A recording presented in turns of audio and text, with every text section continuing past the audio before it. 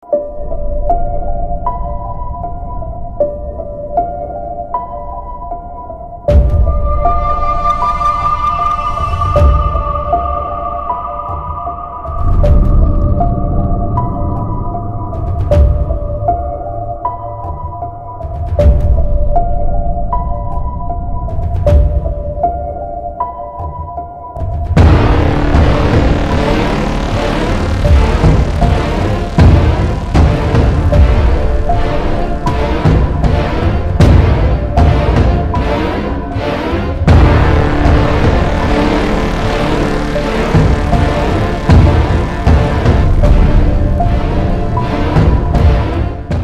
فترة سألت المتابعين عن أغرب المواقف المرعبة اللي تعرضوا ليها، ومن الرسائل اللي اتبعتت لي هحكي لكم 4 قصص من القصص دي. الله أعلم القصص دي حقيقية ولا مش حقيقية، لكن أنا هحكيها لكم زي ما قالوها أصحابها، وانتوا ليكوا الحق تحكموا عليها إذا كانت حقيقية أو مش حقيقية. لكن في كل الأحوال ما تنسوش تقولوا رأيكم على القصص دي في الكومنتات تحت الفيديو. ويلا علشان ما تبقاش المقدمة طويلة نبتدي نحكي القصص بتاعتنا.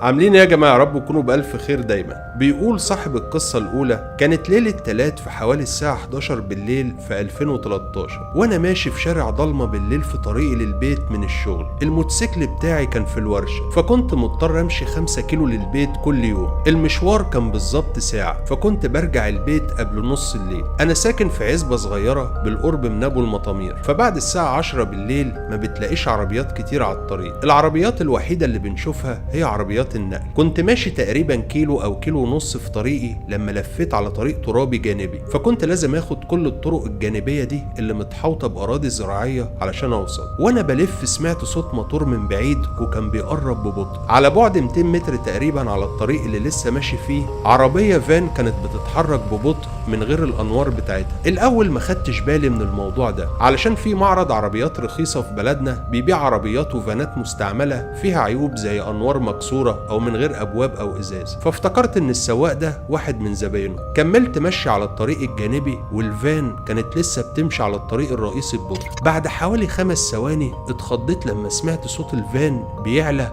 وسرع بسرعة، بس المرة دي كان نورها منور. اتخضيت بس ما كنتش قلقان لحد ما الفان قربت من اللفة للطريق الجانبي اللي انا كنت ماشي عليه. حوالي 50 متر من اللفة الفان طفت نورها تاني وبطلت. دلوقتي بقيت متوتر بجد، بس ما كنتش عايز ابان متوتر، فمشيت بسرعة على الطريق وكنت بمد في خطوتي. كنت ببص ورايا على طول علشان اشوف لو في اي حد بيتبعني، وبعدين شكوكي بقت حقيقة لما شفت الفان دخلت على الطريق الترابي الجانبي اللي انا كنت ماشي عليه. كنت على مسافة قريبة من العربية، فبدأت امشي بسرعة اكتر. ما كنتش عايز ابص ورا، بس بصيت علشان اطمن، واللي شفته خوف كل عظمة في جسمي. شفت الفان واقفة وباب الركاب والسواق كانوا مفتوحين. في اللحظة دي جريت بعمري على الطريق ده، وفجأة سمعت صوت انا متأكد انه صوت ضرب نار مش بعيد قوي، وفعلا فكرت اني هموت. دخلت جوه ارض زراعية من اللي حوالينا واستخبيت ورا شجرة كبيرة. سمعت صوت راجل مش بعيد بيقول تقريبا استخبى هنا، وبعدها سمعت صوت تقريبا كان صوت 3 ولاد صغيرين، وواحد منهم رد على الراجل الكبير وقال له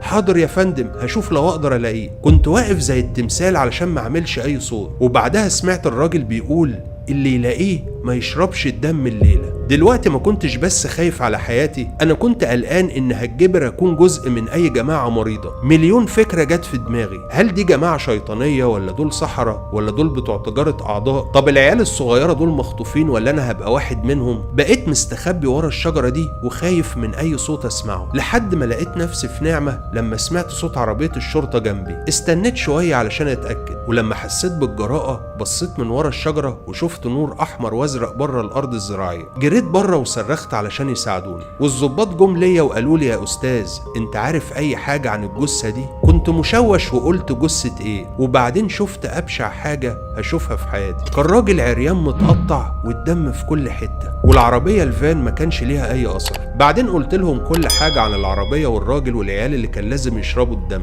الظابط قال لي لا تعالى بقى معانا، ده انت حكايتك حكاية. الله يبارك له خلى العسكري يعمل لي كوباية شاي، وحكيت له كل اللي حصل بالتفصيل، وروحني البيت بعربية الشرطة. الليلة دي ما قدرتش انام ابدا. بصيت من الشباك لقيت العربية الفان نفسها، ايوه انا متأكد انها هي، بتسوق ببطء من غير نورها في الشارع بتاعها. المرة دي انا كنت شاطر وكتبت رقم اللوحه. الضابط كان مديني رقمه الخاص علشان لو حصل اي جديد في الموضوع. كلمته على طول وقلت له ان شفت العربيه جنب بيتي واديتهم رقم اللوحه. زي ما كنت متوقع لما هو جه الفان كانت مشيت، بس قال لي خلي بالك كويس اليومين دول ممكن يكونوا مراقبينك. فضلت كام يوم ما اروحش الشغل من الخوف، واتصلت بيه اشوف ايه اللي حصل. قال لي انه فحص رقم اللوحه وهي متسجلة في اسكندرية، وكلم أقسام تانية حوالين البلد، وكان في بلاغات الليلة دي عن فان مشبوهة بنفس رقم اللوحة، وكانت البلاغات دي في قرى وعزب تانية حوالينا. وقال لي هكلمك لو جبنا أي معلومات تانية، وانت برضو لو في جديد كلمنا. أنا مش عارف مين الناس دول، بس كفاية منظر الجثة اللي شفته علشان أعرف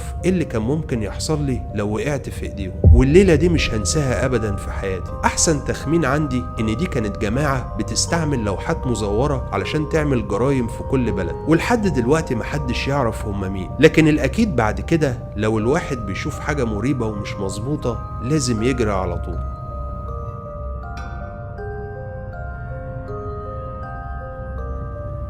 بيقول صاحب القصة كان أول يوم في الشغل ليا في شركة تصليح منزلي، والشركة دي كان ليها ابليكيشن لكل أعمال الصيانة المنزلية، نجارين وسباكين وكهربائية إلى آخره. وأنا كانت شغلتي في السباكة. اتصلوا بيا الأول مهمة في بيت بعيد عن المدينة شوية. الابليكيشن بتاع الشركة فيه كل العمال، والزبون بيختار العامل أو الصنايعي على حسب تقييمات الزباين. طبعا أنا كنت لسه جديد فما كانش لسه عندي أي تقييمات في الابليكيشن، كان لازم أعمل أي شغل، فطبعا مش هقدر أرفض أتبعت لشغلانة مش مرغوب فيها وبعيدة في منطقة وحشة في أول يوم شغل ليا. الاوردر كان عن انبوب تحت الحوض بيسرب، وده عادة اسهل وابسط شغل ممكن زبون يتصل علشانه. المهم في الاخر وصلت للبيت بعد اول مكالمة شغل ليا، وكان شكل البيت وحش جدا. كان عبارة عن دور ارضي في محل واحد كان شكله مقفول من سنين والقفل مصدي على الباب، وبعد كده مفيش الا دور واحد فوق وهو ده اللي فيه الشقة اللي هصلح فيها السباكة، وبعد كده على طول السطح، والسطح كان فيه عواميد مسلح. تقريبا كانوا ناويين يبنوا دور تاني فيه لكن مكملش. لكن المنظر العام للبيت ده كأن محدش كان عايش فيه لسنين. طلعت فوق وخبطت لحد ما راجل في الخمسينات فتح الباب. الصراحة أنا مرتحتش ليه من أول ما شفته. كان عنده ابتسامة عريضة مش متناسقة خلت وشه يبان إنه مش طبيعي، وصوته كمان كان ناعم وعالي. مش ده الصوت اللي أنت متوقع تسمعه من شكله، أو يمكن كان مناسب لشكله الغريب. رحب بيا جوه البيت، وأول ما دخلت لاحظت إن مفيش ولا حتة عفش في البيت. سألته لو لسه معزل جديد هنا، فرد وقال أيوة، وضحك ضحكة غريبة، ضحكة عالية وقصيرة. المهم وداني للمطبخ، والمطبخ كان قريب من باب الشقة. وأول حاجة عملتها حطيت شنطة العدة على الرخامة، وفتحت الدولاب اللي تحت الحوض، وابتديت أشيك على الكوع، وابتديت افكه علشان اشوف لو في حاجه محشوره فيه او عايز يتسلك. الغريبه ان الكوع كان ناشف جدا ومش شايف اي نقطه ميه تحت الحوض، حتى وصلات الميه السخن والبارد تحت الحوض ناشفه جدا ومفيش عليها ولا نقطه ميه. امال تسريب ايه اللي الراجل ده كان مبلغ عنه؟ وانا شغال لاحظت ان الراجل كان واقف فوقيه على طول، رجليه كان فاتحهم فوقيه علشان اكون محشور بين رجليه. الصراحه كان وضع مقلق جدا ومش مريح خالص. طلبت منه بالراحه يديني مساحه علشان اعرف اشتغل. رجع شوية بس مش كفاية علشان يخليني مرتاح. أنا مش شايف فعلا أي مية بتسرب خالص، فطلعت من تحت الحوض وجربت أفتح الحنفية، بس ما طلعش أي نقطة مية من الحنفية. بصيت للراجل الغريب وسألته ليه المية مش شغالة؟ قال لي معلش يمكن قفلت المحبس الرئيسي من غير ما اخد بالي. فقلت له معلش افتحه علشان أعرف التسريب جاي منين. فلف وقال لي هروح افتحه لك، وشفته ساب المطبخ، بس سمعت صوت خطواته بتطلع لفوق. معنى كده إن الراجل ده طالع السطح. أنا ما سمعتش في حياتي عن محبس ميه رئيسي فوق اي بيت. كنت عارف ان في حاجه غلط مع الراجل ده، والموقف مش تمام ومريب. كل حاجه كانت غريبه ومريبه من اول حاله البيت لحد تصرفاته. وبعدين سمعت خطوات كتير نازله من فوق بتنزل على السلم بسرعه، يعني هو مش نازل لوحده زي ما طلع. في جزء من الثانيه قررت اهرب بسرعه. من حسن الحظ ان المطبخ كان قريب من باب الشقه، وهو ده اللي خلاني اسمعهم وهم نازلين. خدت شنطه العده في عبي وجريت من الباب، وخدت السلالم دي نط، ما بصيتش حتى ورايا، وخدت الموتوسيكل بتاعي وطرت. انا جسمي حجمه كبير وصوتي عالي، فمش بتهدد بسهوله من الناس جسديا، بس كان في حاجه في الموقف والراجل ده خلتني احس ان في حاجه وحشه هتحصل. لما مشيت وكلمت المدير بتاعي قعد يضحك، وافتكر ان انا خفت زيادة عن اللازم وان الموقف ما يستاهلش ان اهرب من المكان. قلت له طب عشان خاطري اعمل تحريات عن البيت ده، وفعلا بعد شوية تحريات عرفت ان ده كان بيت مهجور ومتساب، وحاولنا نتصل بالرقم اللي عمل بلاغ عن التسريب، لقينا الرقم ده غير موجود بالخدمة. بلغنا عن الواقعة دي لاسم الشرطة علشان ياخدوا بالهم ويمكن يقفلوا البيت ده اللي الناس بتستغله في حاجات مشبوهة. والمنطقة اللي فيها البيت ده حلفت ما ادخلها ولا اعمل فيها اي شغل تاني، واشتغلت مع الشركة دي حوالي سنة واحدة بس وسبتها.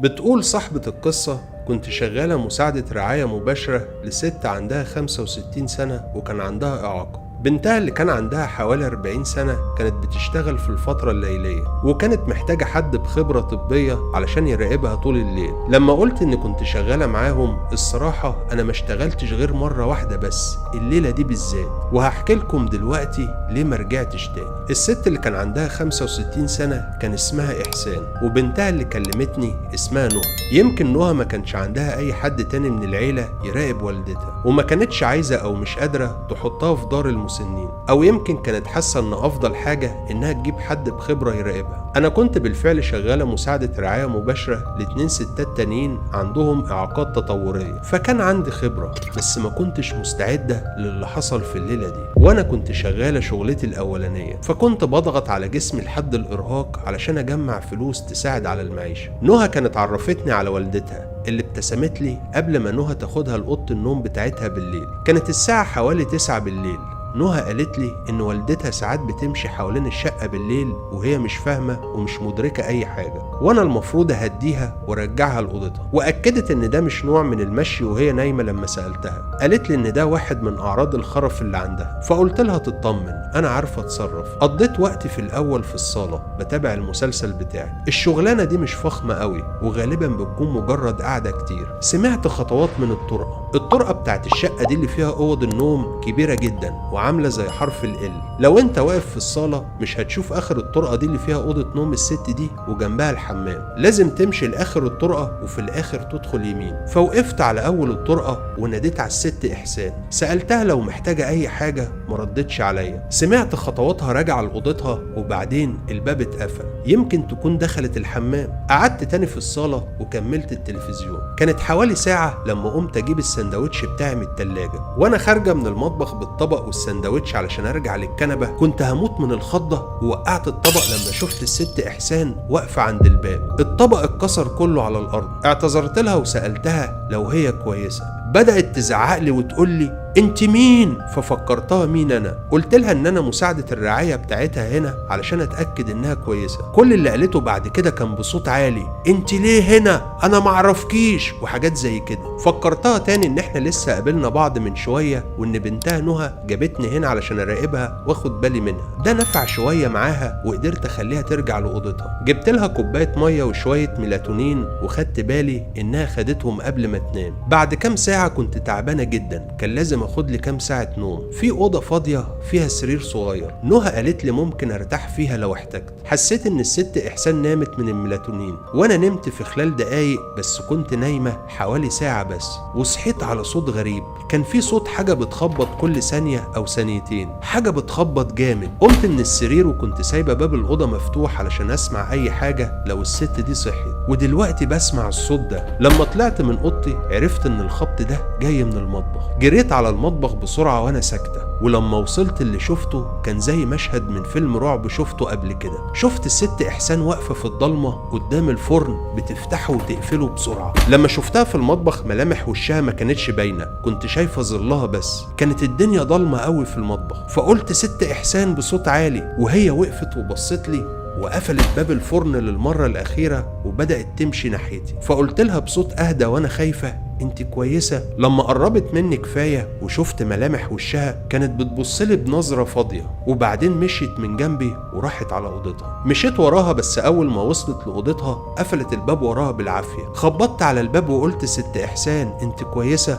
ما ردتش عليا. فتحت الباب بالراحة علشان ابص جوه، وشفت الست دي واقفة جنب السرير وبتبص على الحيطة. انا شفت كتير بس السلوك ده كان مقلق جدا، حاجات فعلا تشوفها في افلام الرعب زي ما قلت. رحت جنبها بالراحة وخليتها تنام على السرير، ولما نامت غطيتها وقلت لها ان شاء الله تبقي كويسة، وقلت لها تصبحي على خير يا ست احسان، وقفلت بابها. رجعت تاني للأوضة الفاضية بتاعتي وحاولت اعمل اللي اقدر عليه علشان ما نمشي بس نص ساعة على الاقل لو صحيت تاني، بس ما كنتش عارفة هقدر اكمل النص ساعة دي صاحية وانا هموت من التعب. كل اللي انا عارفاه ان نمت بسرعة جدا. صحيت تاني بس مش عارفة بعد قد ايه. الأوضة كانت ضلمة جدا والمنبه اللي ظبطته لسه مرنش. بصيت حواليا علشان اشوف ايه اللي صحاني، ما شفتش ايه السبب لحد ما سمعت صوت من جوه الدولاب، وبعدين لاحظت ان باب الدولاب كان مفتوح شوية وفي ظل راس بتبص منه. كنت هموت من الخضة. قلت ست احسان، ما ردتش عليا. فضلت اقول ست احسان ست احسان كتير لحد ما زقت الباب وشفتها بتقرب من السرير ببطء. بدأت تقول لي تاني اللي كانت بتقوله قبل كده، انت مين؟ انا معرفكيش، وهي بتقرب عليا. حاولت اهديها وافكرها مين انا. مسكت موبايلي جنب السرير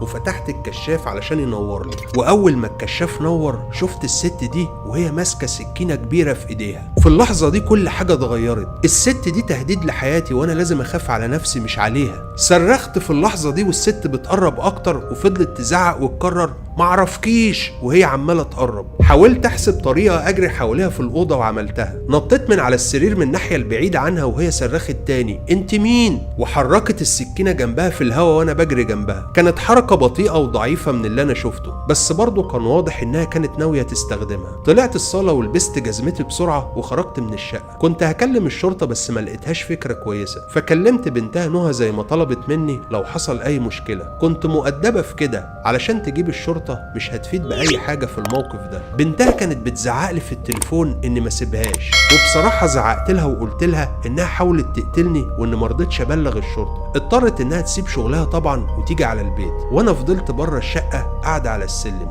علشان اتاكد ان الست الكبيره دي ما تروحش في اي حته لحد ما بنتها ترجع. لما بنتها دخلت الشقه امها كانت راجعه في سريرها ونايمه. بنتها قالت لي ان انا ببالغ في الحكايه لحد ما لقت السكينه بالفعل جنب سرير امها وهي نايمه، والحمد لله انها شافتها علشان ما يبقاش فيه اي فرصه انها تلومني على اي حاجه. صحيح انا كنت نايمه لما الست دي في كل مره كانت بتصحى فيها، بس مش معنى كده ان عملت اي حاجه غلط في شغلي. وبنتها عرضت عليا الاوضه دي علشان انام فيها. ما اشتغلتش في البيت ده تاني نهائي. الست احسان دي كانت اخطر حاله قابلتها في شغلي كله في ال9 سنين كمساعده رعايه مباشره.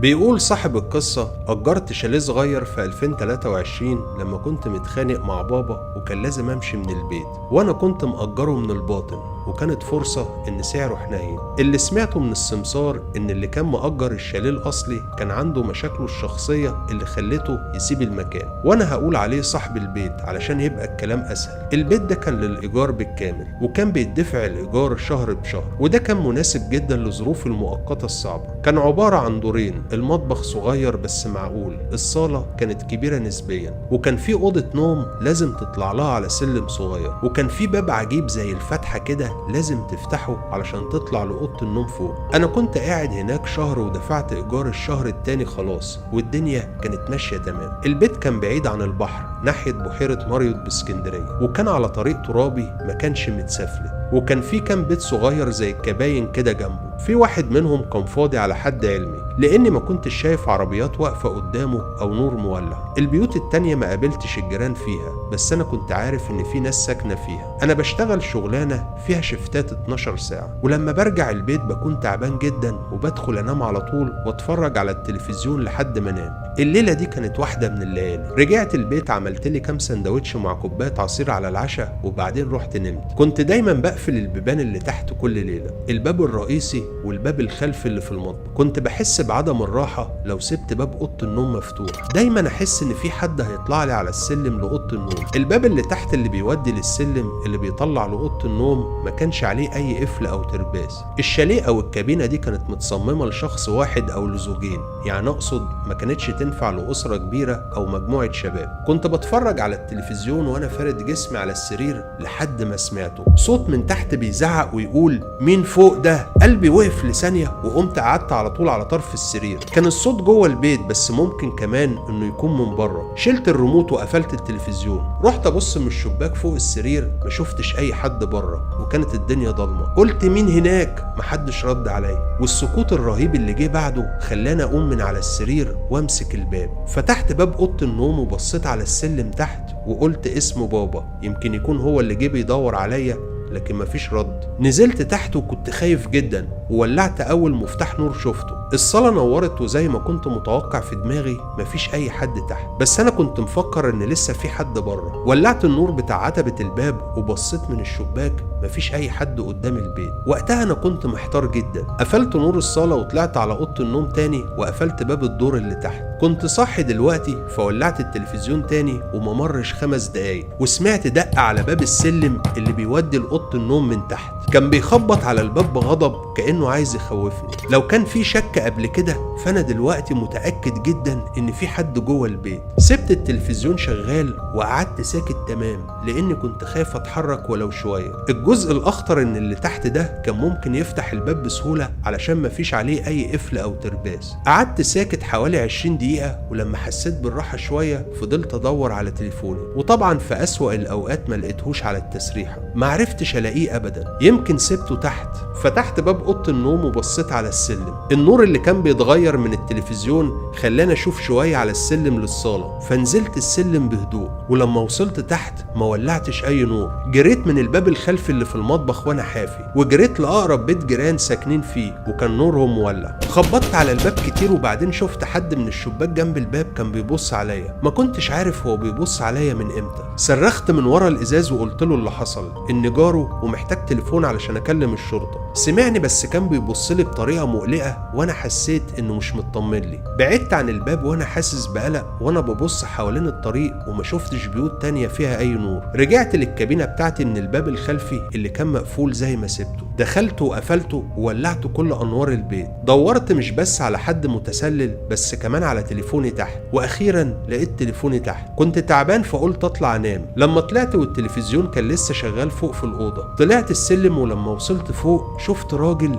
قاعد على سريري بيبص على التلفزيون. صرخت وهو بصلي بالراحه وبكل برود، وقبل ما اعمل اي حاجه تانية جريت تحت تاني وطلعت بره ومعايا تليفوني وكلمت الشرطه. قعدت على الرصيف وبتابع البيت من بعيد وانا على الخط مع الشرطه، وشفت حد ماشي ورا البيت بيختفي بعيد عن عيني. بعد ما جه الظابط ومعاه 2 عساكر وفتشوا البيت واوضه النوم، فقال لي في حد هجم او اعتدى عليك او رفع عليك سلاح او سرق اي حاجه من البيت؟ قلت له لا. قال لي غالبا ممكن يكون متشرد او سكران او شارب اي حاجه او مجنون طالما ما تعرضش ليك باي اذى. سالني لو عندي مكان تاني اقعد فيه الليله دي؟ قلت له فيه. فرجعت البيت بابا بعد ما جمعت حاجاتي المهمه، ورجعت للبيت تاني يوم وقعدت ليله كمان، وبعدين جمعت بقيت حاجاتي. الحمد لله صاحب البيت وافق يرجع لي شويه من فلوسي. سالني عن شكل الراجل الغريب ده وبعدين ما سالش اي اسئله تانية. اللي كان غريب بالنسبه لي ان كان في حاجه غير طبيعيه في الموقف ده من المستاجر ده اللي انا مأجر منه في الباطن ومش عارف ايه اسبابه الخاصه انه ما يقعدش في البيت،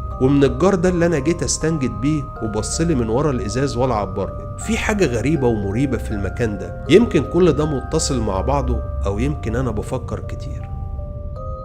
وبس هو ده كل اللي هتعمله لو عجبتك القصص دي او عجبك الفيديو ده، ان انت تعمله لايك وشير من كل اكونتاتك على مواقع التواصل الاجتماعي، وما تنسوش الاشتراك في قناتنا على اليوتيوب والمتابعه على صفحتنا على الفيس علشان توصل لكم التحميلات الجديده اول باول لما تكون جاهزه. ومن هنا لحد ما اجهز لكم قصص وفيديوهات جديده، اشوفكم على الف خير واقول لكم مع السلامه.